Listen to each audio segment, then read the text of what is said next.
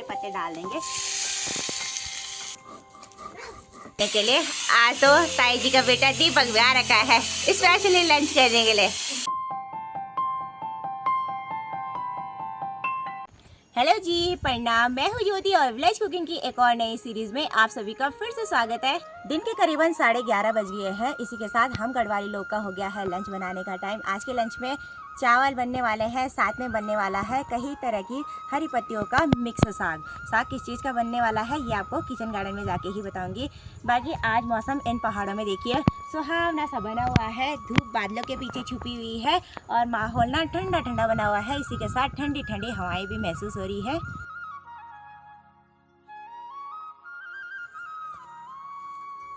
ये मैं पहुंच गई हूँ अपने किचन गार्डन में। तो अब आपको बता ही देते हैं कि आज मैं क्या साग बनाने वाली हूँ। तो आज ना हम बनाने वाले हैं कद्दू, मीठे करेले के हरे हरे पत्ते और साथ में राई के पत्तों का मिक्स साग। तो इन तीनों पत्तों का मिक्स साग ना बहुत ही टेस्टी होता है खाने में। स्वाद की कल्पना करना तो थोड़ा सा मुश्किल ही हो जाता है क्योंकि हमारे पहाड़ों का खान पान ऑर्गेनिक होने के साथ साथ बनाने का तरीका पहाड़ी और सिंपल सा होता है। तो भाई क्या है बोले, बहुत ही गजब का टेस्ट आता है। घर से देखिए मैंने साग को रखने के लिए ये रिंगाल से मैंने बर्तन एक टोकरी ला रखी है और पत्तों को निकालने के लिए ये दराती भी ला रखी है। तो मेरे ठीक पीछे देखिए यहाँ हमारे किचन गार्डन में खूब सारे मीठे करेले और कद्दू की झाड़ियाँ हो रखी है, बहुत सारी मात्रा में देखिए। और इन झाड़ियों में ना खूब सारी मात्रा में कद्दू भी लगे हुए हैं। इसी के साथ साथ खूब सारी फ्लावरिंग भी हो रखी है, ये देखिए जी मेरे ठीक पीछे। तो चलिए जी, अब साग बनाने के लिए हमें देखिए कुछ ऐसे कोमल कोमल पत्ते चाहिए जिन पे ना छोटे छोटे कसले भी हैं और ये छोटी छोटी डंडियाँ भी। तो चलिए जी, अब जितने पत्ते चाहिए हैं उतने हम इकट्ठा कर लेंगे टोकरी में।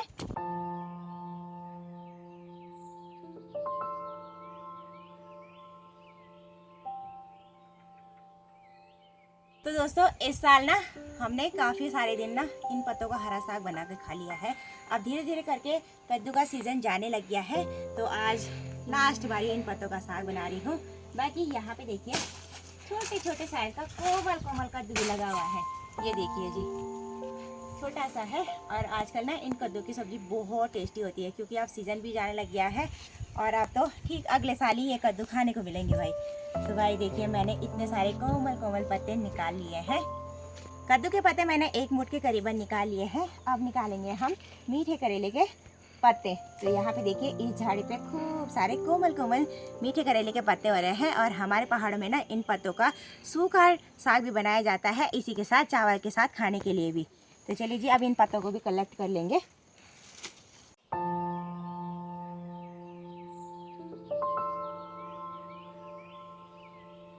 तो दोनों तरह के हरे पत्ते मैंने निकाल दिए हैं। अब हमें राई के हरे पत्तों की ज़रूरत भी पड़ेगी, तो उन्हें लेने के लिए हम चलेंगे अपने दूसरे सगोड़े में।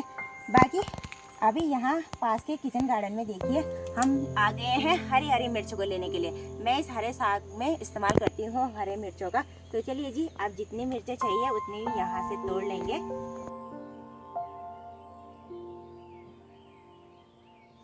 तो मैंने देखिए 4-5 हरी मिर्चें निकाल ली है और आजकल देखिए इस छोटी सी क्यारी में इन पौधों पे बहुत सारी मात्रा में फ्लावरिंग भी हो रखी है और फ्लावरिंग के साथ साथ हरी हरी मिर्चें भी इतनी बड़ी बड़ी साइज की लगी हुई है। ये मिर्चें हमने लेट में लगाई थी इसलिए हरी हो रखी है, नहीं तो आजकल ज़्यादातर पौधों में लाल लाल मिर्चियाँ पड़ गई है।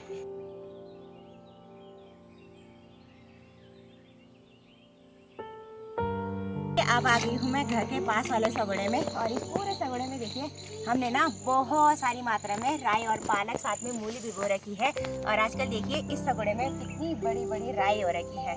तो चलिए जी, अब 1 मुट्ठी के करीबन राई के हरे हरे पत्ते भी निकाल लेंगे और ये पत्ते बहुत ही ज़्यादा कोमल हो रखे हैं भाई।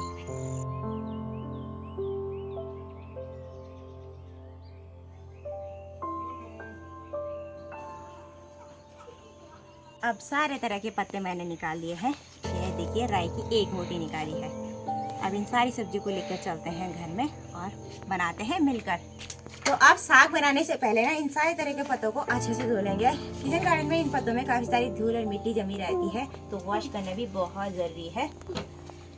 तो यहाँ पे देखिए मैंने इस बड़े से बर्तन में ले लिया है फुल भर के पानी और हम ना इन सारे पत्तों को जमा पानी में धोएंगे अच्छे से साफ करके।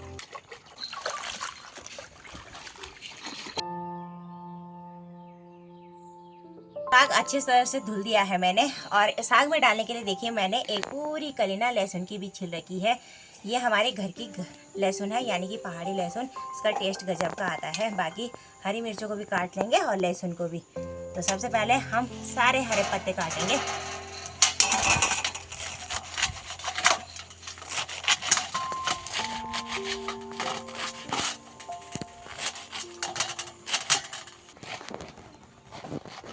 तो परात में देखिए मैंने सारे तरह के हरे साग को बारीक करके कुछ ऐसा काट लिया है। इसी के साथ मैंने लहसुन को भी और मिर्च को भी बारीक काट लिया है। अब साग बनाने के लिए मुझे जितनी भी सामग्री की ज़रूरत है उसे लेके मैं आंगन में आ गई हूँ। आज का साग भी मैं चूल्हे पे बनाने वाली हूँ। चलिए जी, अब एक बारी में आग जला लेंगे।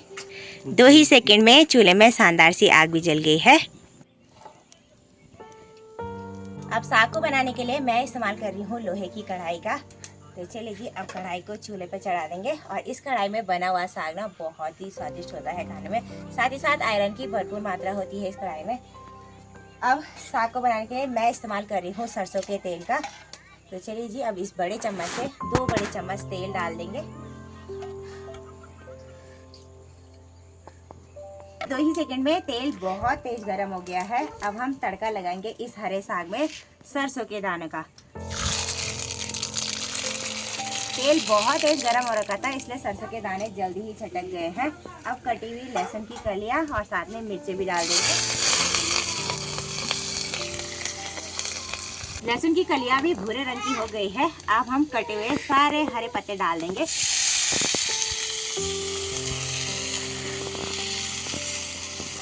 और इसी के साथ डाल देंगे मसाला दानी से 1.5 चम्मच नमक। बाकी इस हरे साग को बनाने के लिए मैं किसी भी मसाले का इस्तेमाल नहीं करूंगी। और मिर्च मैंने हरी डाली है, तो इसमें मैंने लाल मिर्च पाउडर भी नहीं डाला है। चलिए जी, अब साग को ना कम से कम 3 से 4 मिनट तक अच्छे से भून लेंगे।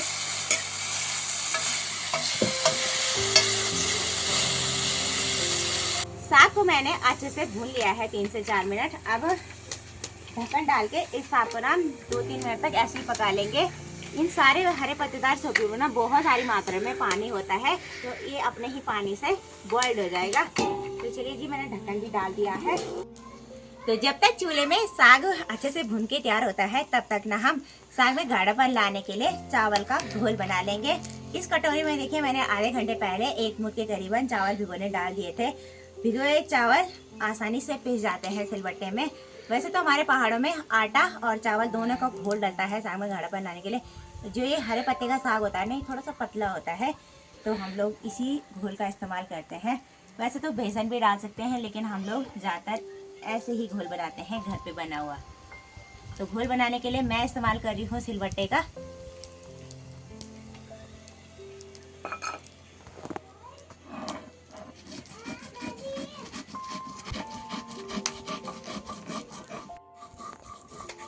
सिलबट्टे पे मैंने चावलों को बारीक करके कुछ ऐसा पिस लिया है। अब इस पिसे हुए सारे पेस्ट को ना यहाँ कटोरी में निकाल लेंगे।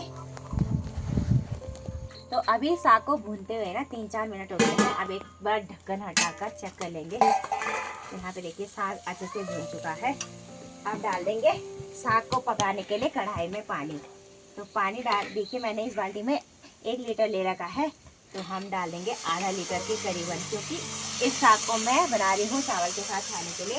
और साथ ही साथ डाल देंगे जो हमने सिलबट्टे पे चावल का घोल बना रखा है।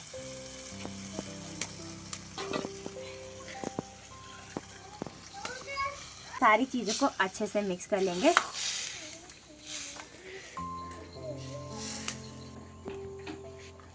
साग जल्दी से पक जाए उसके लिए ना हम कढ़ाई के ऊपर ढक्कन रख देंगे। तो देखिए मैंने थाली से ढक दिया है कढ़ाई को।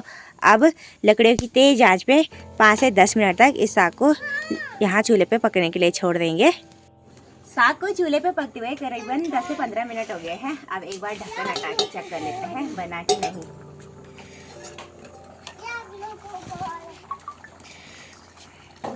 तो यहाँ पे देखिए जी, चावल का घोल डालने के बाद ना साग में बहुत ज़्यादा गाढ़ापन आ गया है और कढ़ाई से एक्स्ट्रा पानी सारा सोख हो गया है। और ये देखिए साग अच्छे से गल गया है। गलने के बाद ना पत्तों का कलर ही देखिए बिल्कुल चेंज हो गया है। अब हम कढ़ाई को ना चूल्हे से नीचे उतार लेंगे। तो चूल्हे पे मैंने साग बना के तैयार कर लिया है और इसके साथ देखिए मैंने अंदर वाले चूल्हे पे यानी कि गैस पे चावल चढ़ा दिए थे थोड़ी देर पहले। कुकर में एक सीटी आ गई है, अब दूसरी सीटी आने का इंतजार करेंगे, उसके बाद चावल भी पक के तैयार हो जाएंगे। बाकी देखिए ये मैंने अपने किचन गार्डन से एक पहाड़ी ककड़ी निकाली है। आज का देखिए इनका सीजन आने लग गया है तो ये कुछ ऐसी पीली पीली पड़ गई है। तो चलिए जी अब सलाद के लिए इसे ही काट लेंगे। तो सलाद मैंने पूरा काट लिया है और अब डाल देंगे घर का पिसा हुआ नमक यानी कि हरी मिर्च का नमक। ये नमक हमने सिलबट्टे में ही बना रखा है।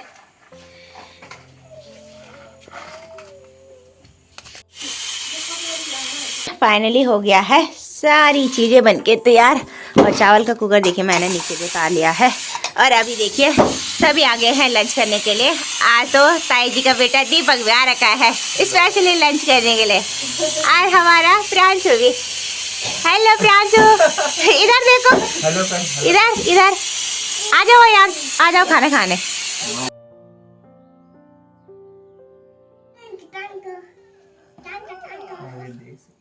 तो माँ ने मेरी लंच की थाली भी लगा दी है।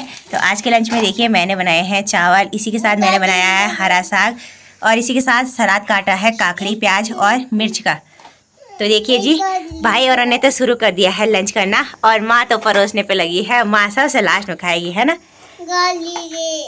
और इनको ना गाड़ी की लड़ाई हो रही है।